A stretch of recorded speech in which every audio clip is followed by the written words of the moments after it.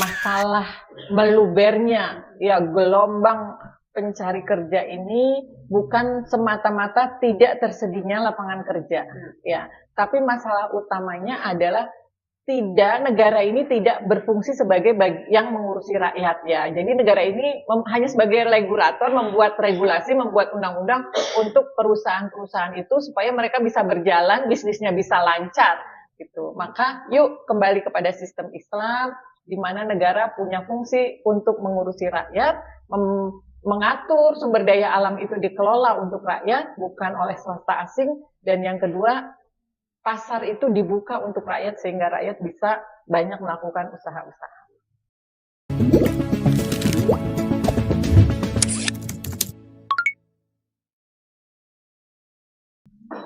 Bismillahirrahmanirrahim.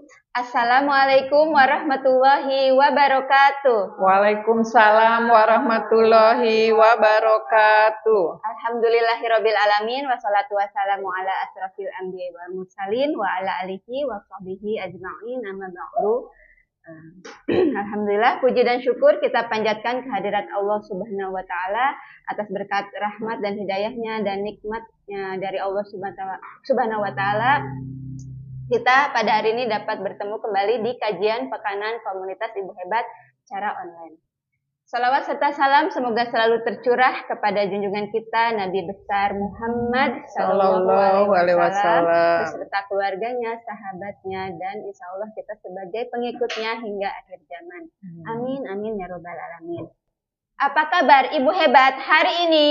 Ibu Hebat, generasi kuat, Allahu Akbar. Masya Allah. Alhamdulillah, senang sekali saya bisa menemani ibu-ibu hebat semua di kajian pekanan komunitas Ibu Hebat. Masya Allah, kajian pekanan ini kita akan membahas fakta yang sedang ramai diperbincangkan dan kita akan mengupas dalam bingkai kacamata Islam. Masya Allah. Perkenalkan, saya Nita Oktavia, salah satu pengurus komunitas Ibu Hebat divisi influencer muslimah yang insya Allah akan menemani ibu-ibu hebat semua di kajian pekanan hari ini. Insya Allah.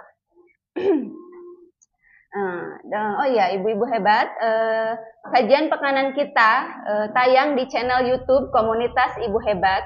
Jangan lupa subscribe, like, dan share sebanyak-banyaknya kajian pekanan kita ya ibu-ibu hebat. Nah, sebelumnya saya ingin menyapa dulu narasumber kita hari ini yang ada di samping saya. Masya Allah, udah gak sabar nih saya ingin menyapa beliau. Yuk kita sapa dulu beliau yuk. Assalamualaikum Ibu Dini Sumaryati. Waalaikumsalam warahmatullahi wabarakatuh. Apa kabar Bu hari ini? Alhamdulillah, luar biasa. Allahu Akbar. Masya Allah, alhamdulillah sehat ya Bu ya. Alhamdulillah. Semoga sehat selalu ya Bu, dan bahagia pastinya ya Bu ya. Amin ya Allah. Amin. Semoga Bu Nita juga demikian. Amin. Dan ibu hebat semua dimanapun berada juga demikian. Amin. Amin ya Rabbal Alamin. Baik Bu Dini dan ibu-ibu hebat semua, kajian kita hari ini kita akan membahas mengenai fakta yang ramai diperbincangkan itu beberapa hari yang lalu, kurang lebih udah 1 minggu ya. Itu mengenai job fair yang diadakan di salah satu universitas di Cikarang Utara, Kabupaten Bekasi, Jawa Barat ya. Itu diselenggarakan oleh Kementerian Ketenagakerjaan di wilayah Bekasi ya. Dan ternyata pesertanya itu membludak, berdesak-desakan, bahkan sampai ada yang pingsan dan juga sampai ada kericuhan gitu ya. Nah, langsung aja nih Bu, kira-kira menurut Bu Dini itu fenomena yang biasa atau apa nih Bu?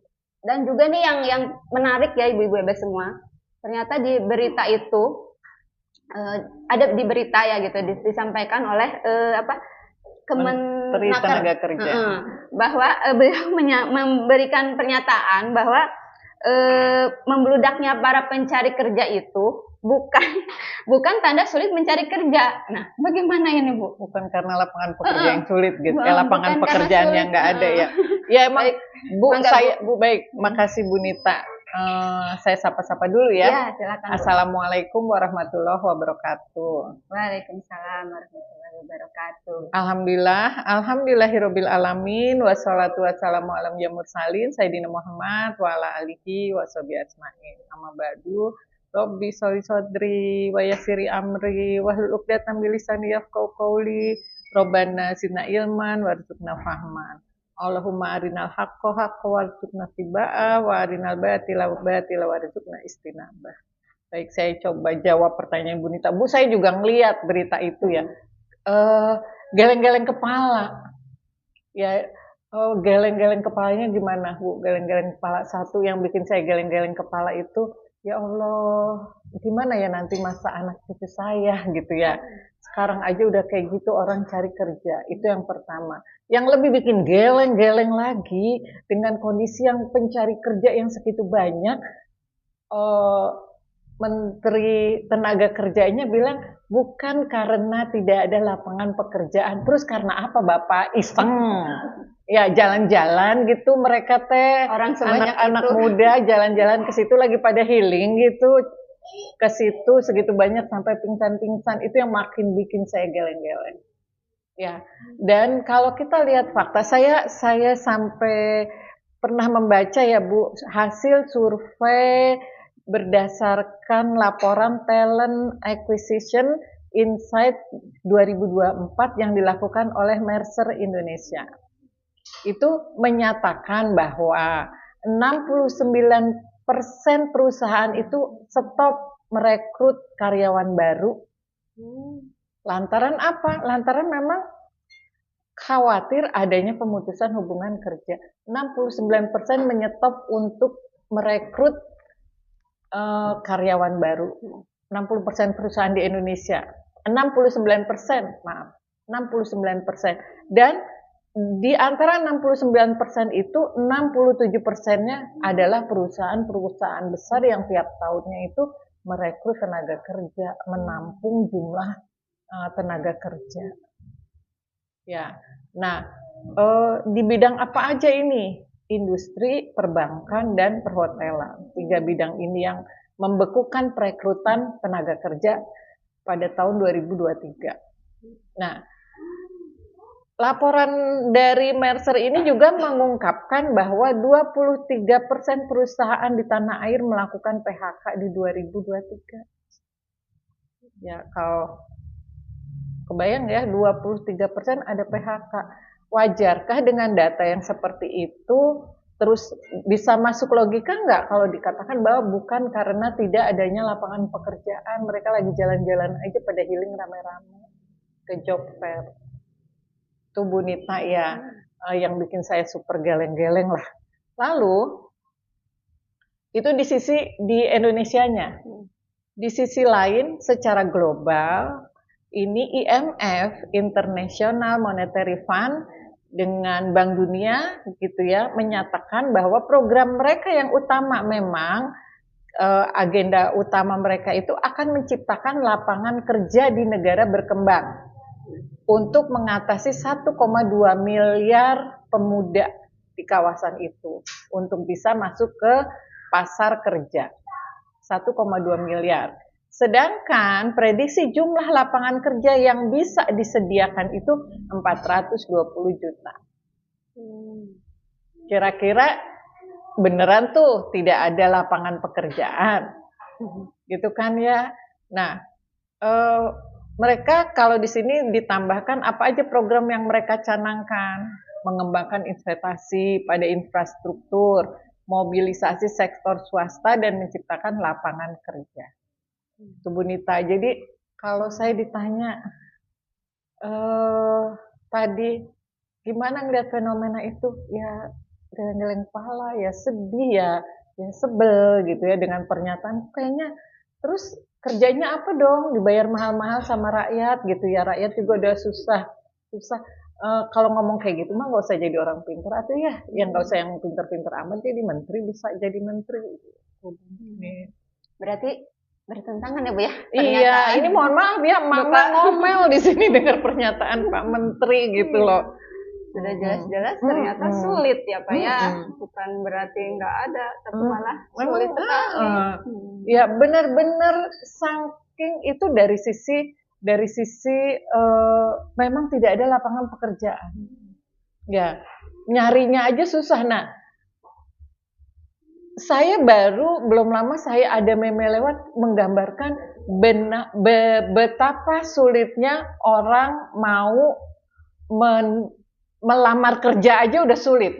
Ada meme-nya itu, nanti silahkan dilihat meme berikut ini ya, yang menunjukkan betapa sulitnya zaman sekarang itu baru mau nyari kerja, apalagi dapat kerjaan. Baru mau nyari ya, belum tentu juga dapat. Berkasnya lengkap. CV doang kan Pak? Surat vaksinnya ada. Covid? TBC Microsoft. Lah nggak ada Pak. Urus dulu ya. Pak mau urus vaksin? Bahas di sini. KTP saya cip. Urus surat domisili dulu ya. Pas fotonya ada Bu. Enggak Pak. Cetak foto 3x4, 5x6 dan baliho 8 meter dulu ya. Foto di sini harus bikin member dulu ya. Cetak rekening koran di bank dulu ya. Tes DNA sama ibu kandung dulu ya. Bikin surat sehat di puskesmas dulu ya. Mana surat domisilinya? Saya kesini mau urus surat sehat. Oh. Urus surat waras di RSJ dulu ya. Tes IQ dulu ya. Urus surat keterangan lulus dulu ya. Ijazah kamu palsu ya? Enggak Pak, nama saya yang di ijazah dengan yang di KTP emang beda. Oh. Coba nama di KTP dulu ya. Pak RT-nya ada? Waduh, Pak RT-nya baru aja melakukan perjalanan dinas. Beneran. Daripada pakai KTP, mending pakai SIM aja. Sama-sama identitas kok. Saya nggak punya SIM. Urus SIM-nya dulu ya. Mending Bapak bilang dari sekarang saya butuh. Mbak bikin dulu surat vaksin, domisili, pas foto ukuran baliho, membership studio, rekening koran bank, tes DNA, surat waras, tes IQ, surat keterangan lulus. Oh, ini mah mentalnya udah kena. Jadi itu dia ibu-ibu hebat, baru kita garis bawahi gitu ya. Ternyata pernyataan Bapak Kemenhan itu sangat bertolak belakang gitu ya dengan fakta yang ada saat ini gitu ya, sulitnya lapangan pekerjaan gitu ya. Sampai-sampai para pencari kerja itu ya membludak seperti di job fair itu gitu ya. Nah, baik Bu Din. Nah, untuk pertanyaan selanjutnya nih Bu ya. Nah, kita melihat gitu ya di para pencari kerja di job fair itu kan kalau kita lihat itu mereka datang itu dengan berbagai latar belakang gitu ya, dengan berbagai macam usia gitu ya. Usia ada yang masih muda gitu ya, atau bahkan sudah berumur gitu ya. Mungkin yang udah berpengalaman atau yang mungkin belum berpengalaman gitu ya. Kira-kira menurut Ibu kenapa gitu sampai sebanyak itu dari berbagai kalangan gitu, mereka itu mencari kerja gitu? Yang pasti dan memang berarti itu adalah fakta. Juga berdasarkan data yang sudah saya sebutkan tadi ya, ini adalah fakta di mana memang tidak tersedia lapangan kerja. Jumlah lapangan kerja yang tersedia dibandingkan dengan jumlah pencari kerja itu tidak sebanding. Ya, itu penyebabnya. Ya, jadi nah sekarang kan yang butuh kita diskusikan lagi, kenapa bisa jumlah pencari kerja itu sebanyak itu dibandingkan dengan lapangan pekerjaan yang tersedia gitu ya. Masalahnya bukan karena tidak ada, sebenarnya masalah utamanya bukan tidak adanya lapangan kerja. Ya, tapi masalah utamanya adalah negara ini sedang tidak berperan untuk ngurusin urusan rakyat. Harusnya salah satu peran negara itu yang menyediakan lapangan pekerjaan bagi rakyat. Tapi negara tidak melakukan itu. Peran negara sekarang ini bukan menyediakan lapangan kerja. Peran negara adalah memfasilitasi. Memfasilitasi siapa? Memfasilitasi para konglomerat. Memfasilitasi para pemilik modal untuk apa? Memfasilitasi mereka untuk mereka makin bisa menjalankan usahanya gitu ya, bukan ngurusin rakyat, tapi malah yaitu memfasilitasi perusahaan-perusahaan besar itu untuk difasilitasi menguasai aset yang bisa dijadikan sumber bisnis buat negara. Keuntungan untuk mereka gitu. Ya, aset-aset negara itu difasilitasi oleh aset umat, aset negara difasilitasi oleh negara untuk kepentingan bisnis para konglomerat, para pemilik modal. Ya, itu masalah utamanya karena sesungguhnya penyediaan lapangan kerja ini memang harus terkait dengan tersedianya sumber daya alam, gitu, memanfaatkan sumber daya alam lah.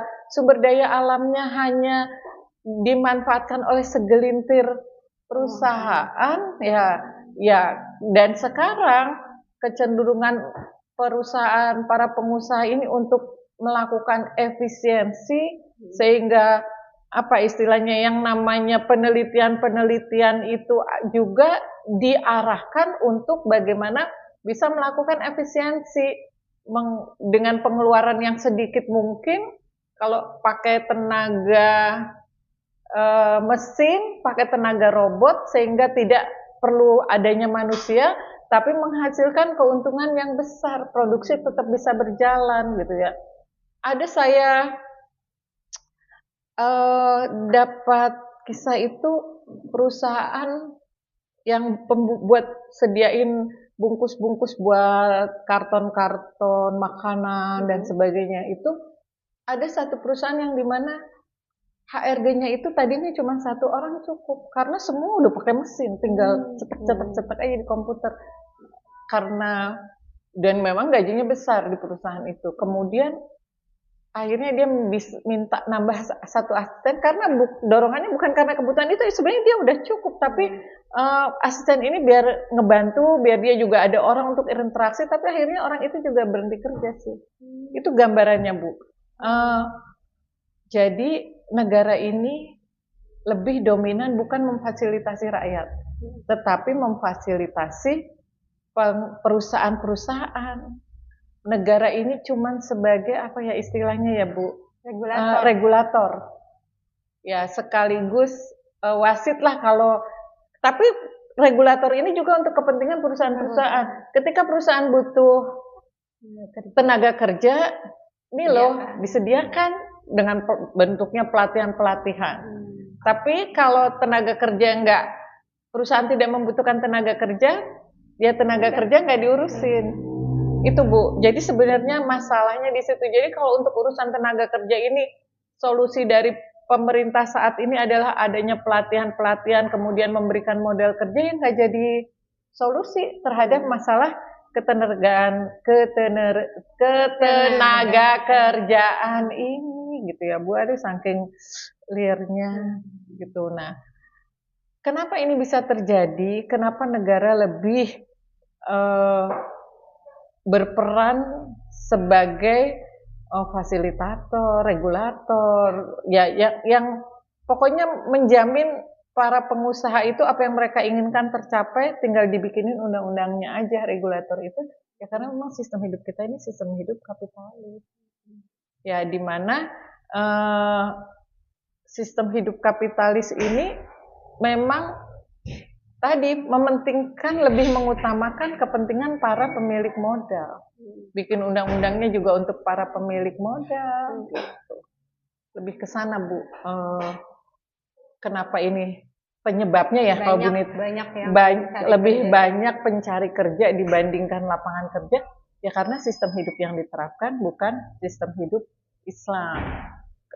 Sistem hidup kapitalis di mana penguasanya adalah penguasa-penguasa yang memang menjadi regulator aja bagi perusahaan. Perusahaan mau apa, mau bisnis apa, mau pakai aset umat, pakai aset rakyat, yang penting dibikin regulasi aja. Mereka membuatkan undang-undangnya. Kemudian sistem hidup kapitalis ini juga menjadikan segala bentuk pengembangan teknologi, termasuk sekarang teknologi AI ini, ya tujuannya inovasi-inovasi produk yang akan memberikan keuntungan buat perusahaan-perusahaan. Jadi pengembangan teknologinya bukan bagaimana semua orang bisa mendapatkan kemakmuran. Kan salah satu bisa mendapat kemakmuran itu kan tersedianya lapangan kerja. Ya, jadi itu sih Bu. Kalau ditanya kenapa bisa terjadi, ya karena memang sistem hidupnya bukan sistem hidup Islam, sistem hidupnya kapitalis yang lebih mengutamakan para pemilik modal dibandingkan rakyat banyak. Ya pemilik modal maunya efisien, gitu kan? Ya udah dibikinlah regulasi untuk efisien, termasuk teknologinya, termasuk penyediaan lapangan kerja ini harus adanya sumber daya yang berlimpah ini dimanfaatkan. Tapi kan sumber daya yang berlimpah tidak dimanfaatkan untuk rakyat, tapi malah untuk penguasa. Itu jadi ketersediaannya ketersediaannya sumber daya ini bukan buat Rakyat. kesejahteraan rakyat. Itu sistem hidup kapitalis itu dampaknya seperti itu. Begitu ya ibu-ibu hebat. Ternyata kenapa sampai banyak yang mencari kerja itu ya? Karena itu tadi ya sampaikan Bu Dini, satu jumlah para pencari kerja itu tidak sebanding dengan lapangan kerja yang tersedia. Ya, sampai membludak tadi itu ya. Iya. Dan itu pun belum tentu mereka bisa bekerja ya. Banyak itu bahkan yang saya baca dan harus diingat bukan itu masalahnya, Bu. Jadi penyebabnya tenaga kerja banyak itu bukan tidak ada lapangan kerja, tapi kebijakan dari penguasa. Iya, yang kebijakan dari penguasa yang tidak menyediakan lapangan kerja itu karena sistem kapitalis itu.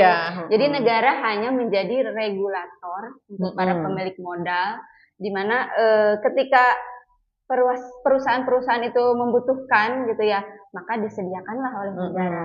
Terus yang tidak bekerja, udah dibiarkan saja gitu ya, tidak dipikirkan gitu ya. Lalu juga tadi boleh disampaikan teknologi-teknologi juga ya dibuat agar mempermudah gitu para lebih efisien untuk kepentingan pemilik modal aja, untuk kepentingan bisnis, bukan untuk kesejahteraan rakyat. Gitu ya Bu ya. Nah, begitu ya ibu-ibu hebat. Ternyata sistem hidup kapitalis itu yang membuat kesulitan para pencari kerja itu dan membuat rakyat itu semakin susah gitu, sulit mencari pekerjaan gitu ya. Lalu untuk selanjutnya Bu, kalau kondisinya seperti ini terus gitu ya, banyak rakyat gitu sulit mencari kerja, lalu juga tekanan hidup semakin tinggi gitu ya, tentunya dampaknya sangat besar ya Bu pada masyarakat gitu ya. Bagaimana nih Bu, menurut Ibu? Dampaknya mungkin bisa dampak sosial, dampak mental. Ya pasti ya Bu ya. Kan kaitannya kerja itu kan kaitannya hingga bisa memenuhi kebutuhan. Ya, kebutuhan hidup dia, entah keluarganya, ya entah dia sendiri. Nah, ketika orang tidak bekerja, tentunya dia tidak bisa memenuhi kebutuhan hidupnya. Kalau orang nggak bisa memenuhi kebutuhan hidupnya, nggak bisa makan, ya mungkin dia nggak bisa mendapatkan pelayanan kesehatan yang baik. Apa yang terjadi jawabannya? Dampaknya ya stres, ya.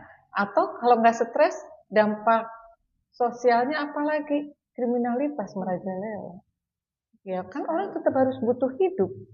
Ya orang butuh makan, butuh kesehatan, gitu. Anaknya harus sekolah. Kalau orang tuanya, bapaknya nih si pencari nafkah tidak bekerja, apa dampaknya? Itu dampaknya stres, penyakit mental merajalela di tengah masyarakat, kriminalitas merajalela kayak sekarang ini nggak usah dibahas berapa tinggi tingkat kriminalitas ya.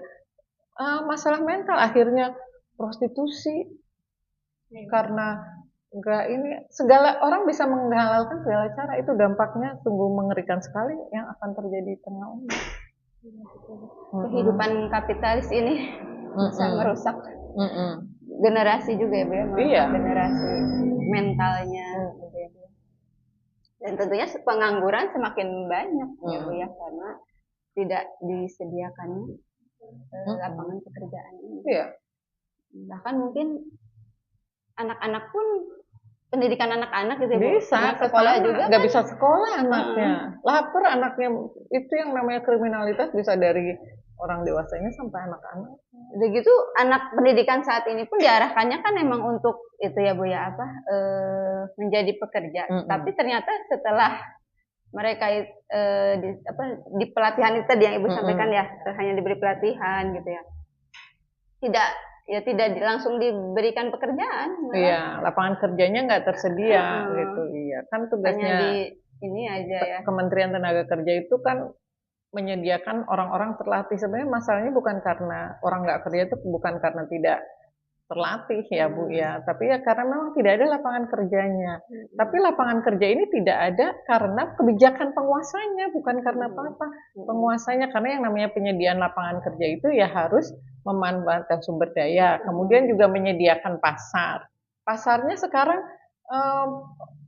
UMKM kita ini mati, kenapa? Karena pasarnya itu dirampok sama pengusaha-pengusaha besar juga gitu. Pemilik modal itu tadi ya Bu ya.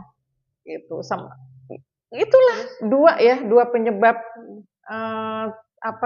masalah ketenaga kerjaan ini adalah itu tadi, sumber daya alam memang tidak dimanfaatkan untuk menyediakan lapangan kerja, dan yang namanya pasarnya yang ada juga pasarnya dirampok oleh para pemilik modal yang besar. Ya sudah, gimana mau tersedia lapangan kerja. Jadi saya tertuju untuk mereka saja. Insya Allah ya. Jadi aduh kebayang ya ketika sesuai dengan judul kita nih Bu ya, sebenarnya sulit mencari kerja di negara yang kaya akan sumber daya. Kok bisa? Ya, itu tadi sistem kapitalis tadi gitu ya, yang hanya menjadi regulator. Negara itu hanya menjadi regulator untuk para pemilik modal gitu ya. Jadi untuk hanya mereka menyedot sumber daya. Sumber daya padahal sumber daya kita itu melimpah ya Bu.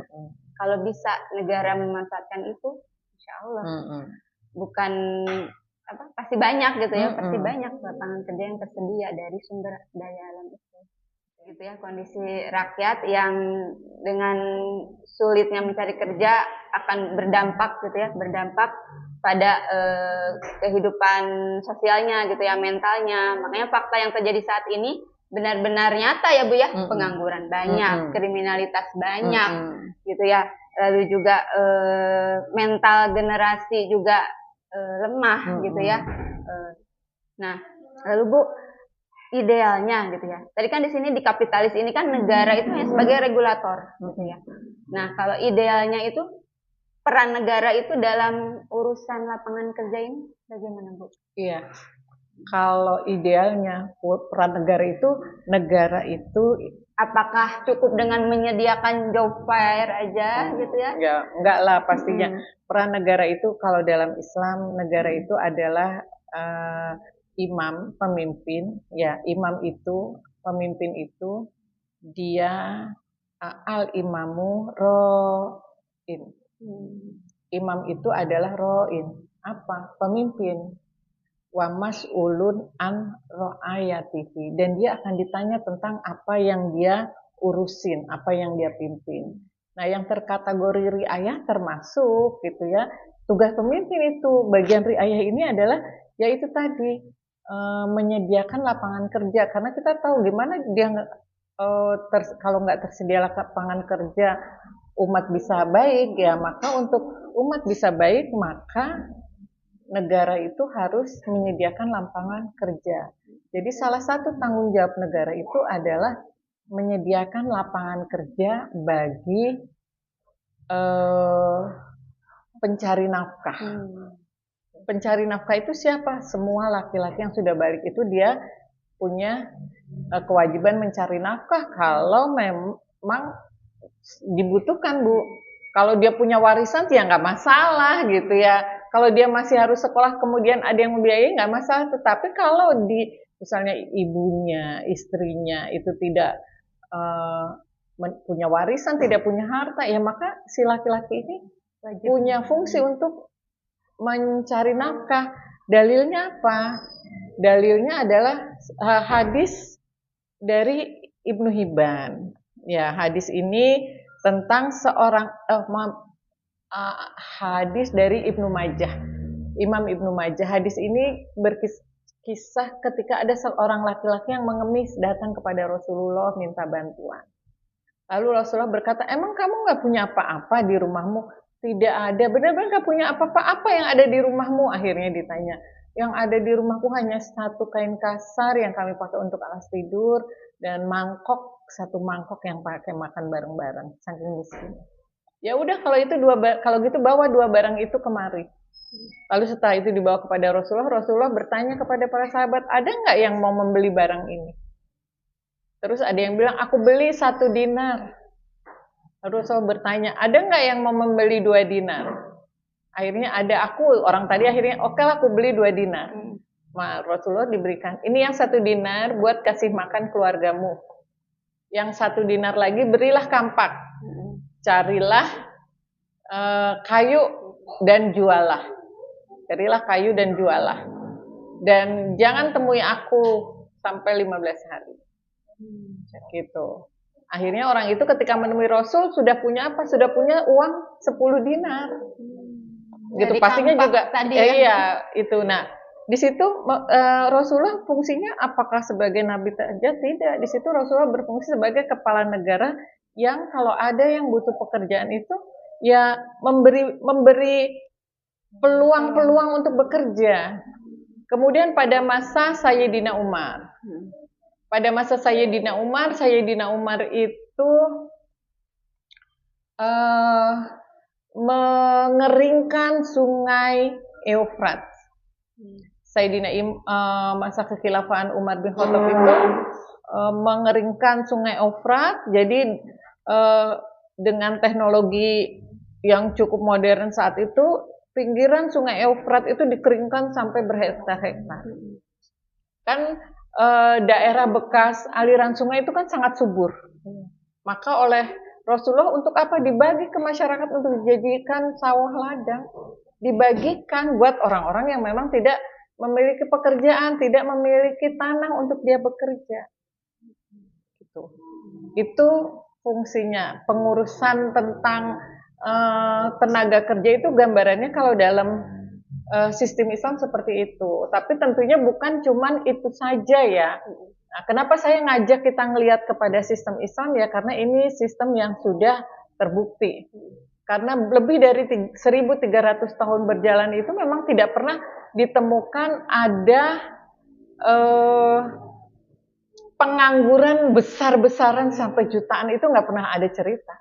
Dengan luas wilayah yang 2/3 dunia, 1.300 tahun tuh nggak pernah ada cerita adanya pengangguran, gelombang pengangguran yang sangat besar. Tadi ya selain negara memastikan, menyediakan lapangan pekerjaan bagi pencari kerja, pencari nafkah.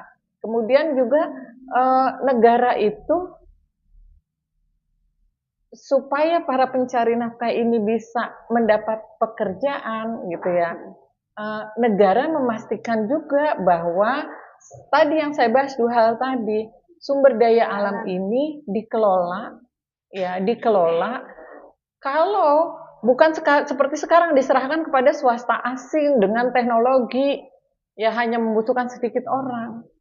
Gitu. Kan seringnya bilang gini, ya kalau nggak diserahin ke asing, emang bisa ngelola? Bisa sumber daya alam itu.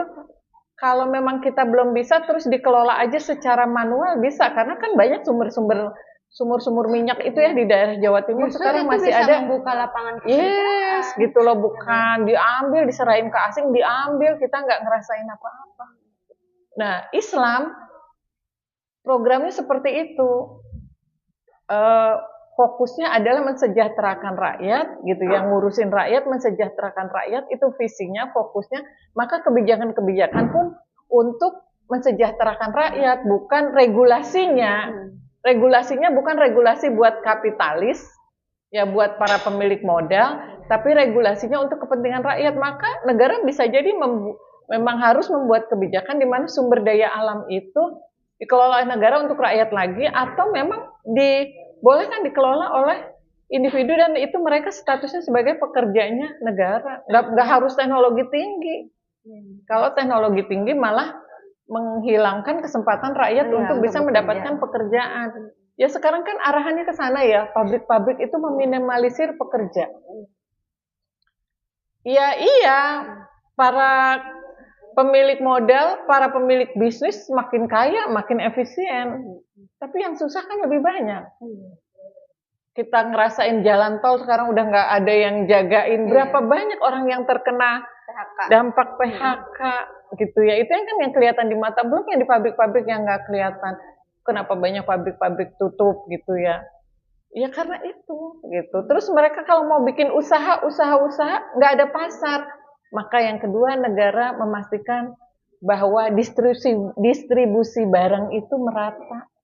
Caranya dengan apa negara memastikan distribusi barang merata? Dengan jalan yang mudah gitu ya. Jadi nggak di Jawa murah, di luar Jawa mahal. Itu juga kayak nyambung gitu. sih Bu dengan kakak sekarang, infrastruktur ada nih. Tapi kembali lagi infrastruktur hanya yang tersedia hanya untuk para kapital. pemilik modal Iya nanti tadi.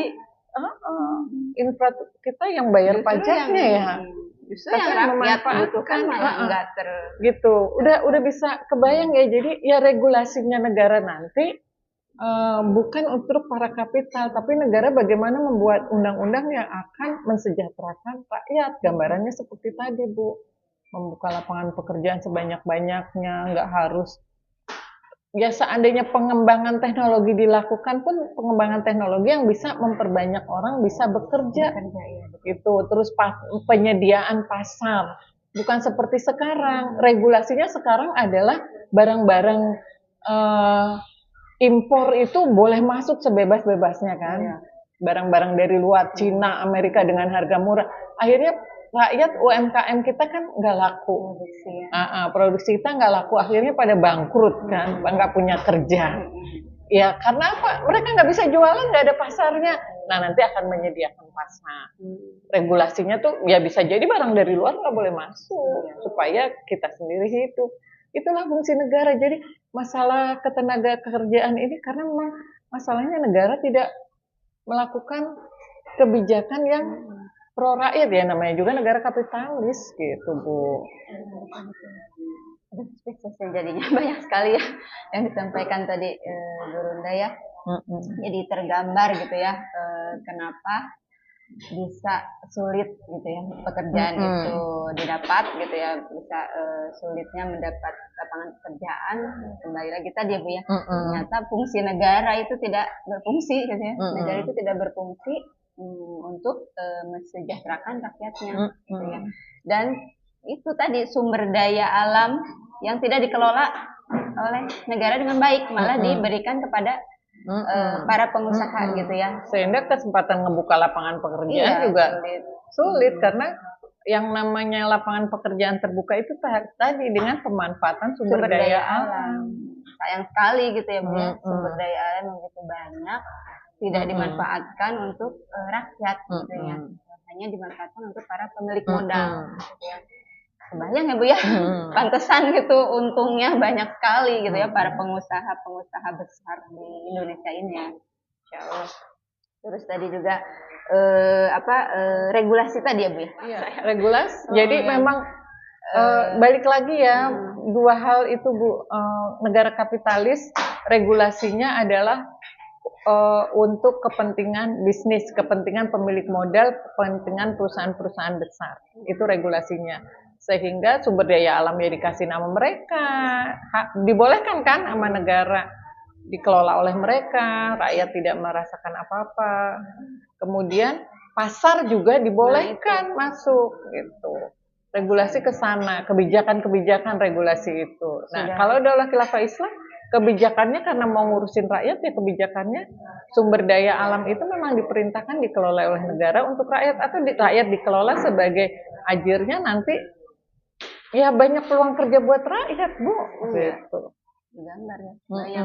Bahkan tadi yang Rasulullah contohkan ya Bu ya. Sampai Rasulullah mengeringkan Umar bin Khattab kalau mengeringkan Sungai Eufrat. Rasulullah yang ngasih disuruh dikasih ide ya. Ya Allah deh. Gitu ya ibu-ibu hebat. Jadi tergambar gitu ya apa yang terjadi saat ini gitu ya, ternyata dari sistem kita yang jauh gitu ya dari Islam, sistem kapitalis gitu ya. Nah tadi udah disinggung sama ibu gitu, udah disampaikan juga sama ibu tentang gambaran sistem dalam Islam bagaimana gitu ya menyelesaikan persoalan lapangan kerja ini gitu ya. Mungkin bisa lebih digambarkan lagi Bu bagaimana solusi Islam. Solusi Islam dalam masalah ketenaga kerjaan itu tadi bahwa pemerintah Sumber daya itu alam itu ya? ngurusin, pemerintah itu adalah pengurus rakyat. Cara ngurusnya adalah tentunya dengan membuat peraturan-peraturan, membuat regulasi-regulasi. Regulasinya apa? Regulasinya adalah yang pastinya menguntungkan rakyat, yaitu sumber daya alam yang milik rakyat itu dikelola negara untuk rakyat. Nah, nanti bisa atau sumber daya alam yang ada ini memang rakyat yang suruh mengelola. Jadi akan banyak lapangan terbuka, lapangan-lapangan pekerjaan. Bahkan memfasilitasi gitu ya. Tadi memfasilitasi supaya tersedianya lapangan kerjaan, buka pabrik, tanah-tanah dibuka supaya mereka bertani, berkebun dan sebagainya gitu. Kemudian yang terpenting juga yang namanya urusan sumber tenaga kerja ini adalah urusan pasar, tersedianya pasar. Jadi orang kalau mau buka usaha nggak usah kerja di pabrik besar, tapi orang mau buka usaha UMKM itu tersedia pasarnya. Gitu. Ketika pasar tersedia, nggak semua diimpor, nggak dirampok. Pasar kita kan dirampok oleh perusahaan Cina, perusahaan Amerika dari luar semua. Jadi usahanya mati gitu. Jadi itu regulasinya, Bu.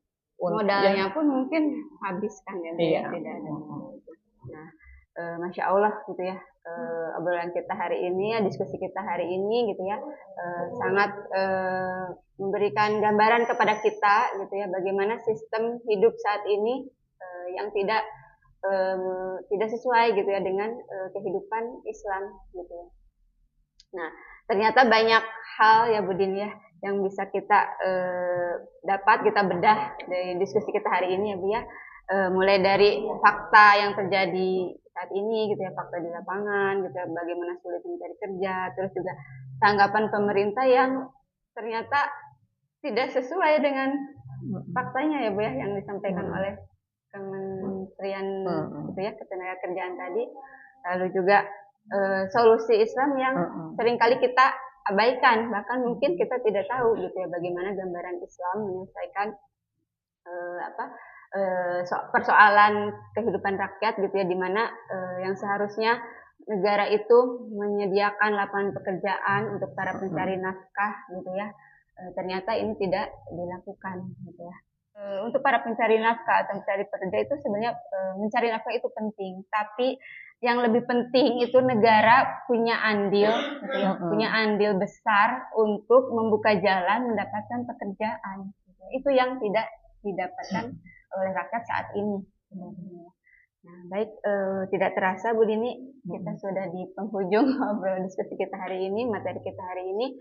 Mungkin sebelum saya tutup, ada yang ingin Bu Dini sampaikan untuk ibu-ibu hebat semua. Jadi masalah melubernya ya gelombang pencari kerja ini bukan semata-mata tidak tersedianya lapangan kerja, ya. Tapi masalah utamanya adalah negara ini tidak berfungsi sebagai yang mengurusi rakyat ya. Jadi negara ini hanya sebagai regulator, membuat regulasi, membuat undang-undang untuk perusahaan-perusahaan itu supaya mereka bisa berjalan, bisnisnya bisa lancar. Baik mulai dari pemanfaatan sumber daya alam untuk mereka, maupun membuat berbagai pelatihan-pelatihan untuk menyediakan lapangan kerja buat mereka. Nah, seharusnya negara itu fungsinya adalah sebagai pengurus rakyat, yaitu untuk lapangan pekerjaan maka memanfaatkan sumber daya alam, karena kaitannya membuka lapangan pekerjaan itu akan ada kaitannya dengan memanfaatkan sumber daya alam untuk membuka lapangan kerja. Dan yang kedua adalah menyediakan pasar sehingga usaha-usaha yang dijalankan oleh rakyat ini bisa berjalan dengan baik, tidak seperti sekarang dirampok pasar itu oleh pengusaha-pengusaha besar. Bagaimana rakyat mau bisa membuka usaha sendiri? Gitu. Maka yuk kembali kepada sistem Islam di mana negara punya fungsi untuk mengurusi rakyat, mengatur sumber daya alam itu dikelola untuk rakyat, bukan oleh swasta asing. Dan yang kedua, pasar itu dibuka untuk rakyat sehingga rakyat bisa banyak melakukan usaha-usaha. Insya Allah, begitu ya Ibu hebat. Masya Allah, jadi PR kita itu semua ya untuk terus mendakwahkan Islam, berjuang agar sistem Islam ini diterapkan, agar tidak ada lagi yang sulit mencari pekerjaan, begitu ya. Takbir Bu, Allahu Allahu Akbar, Akbar. Masya Allah. Gitu ya. Alhamdulillah, jazakillah khair Bu Dini atas Iya. ilmunya hari ini, Masya Allah sangat luar biasa. Semoga bermanfaat untuk kita semua. Baik, saya Nita dan Bu Dini pamit undur diri. Mohon maaf bila ada kekurangan dan kesalahan. Sampai bertemu lagi di kajian Pekanan Komunitas Ibu Hebat. Jangan lupa like, subscribe, dan share sebanyak-banyaknya kajian kita. Baik, billahi taufiq wa hidayah. Wassalamualaikum warahmatullahi wabarakatuh. Waalaikumsalam warahmatullahi wabarakatuh.